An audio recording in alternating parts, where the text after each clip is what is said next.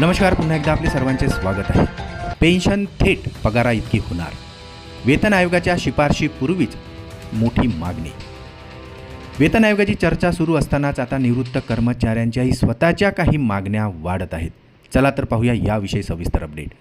त्यापूर्वी आपणास विनंती आहे, चॅनलला अजूनही सबस्क्राईब केलेलं नसेल तर चॅनलला सबस्क्राईब करा.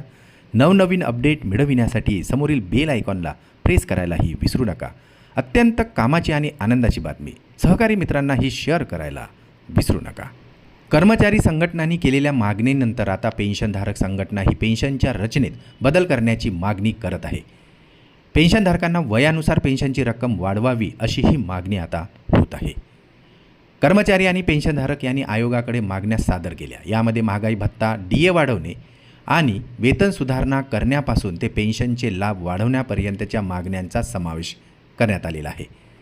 कर्मचाऱ्यांच्या मागण्या व्यतिरिक्त पेन्शनधारक संघटनांनी अशीही मागणी केली आहे की निवृत्त कर्मचाऱ्यांची पेन्शन ही वयानुसार निश्चित केली जावी.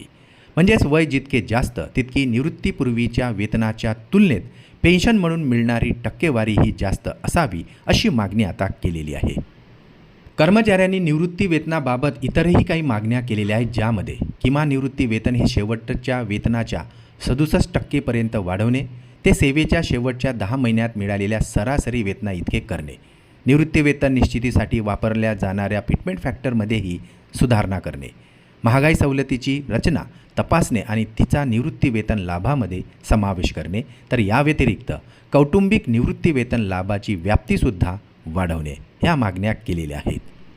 कर्मचारी आणि निवृत्ती वेतनधारकांच्या मागण्या मान्य केल्या गेल्या तर केंद्र सरकारच्या सुमारे 50 लाख कर्मचाऱ्यांना याचा थेट लाभ होईल.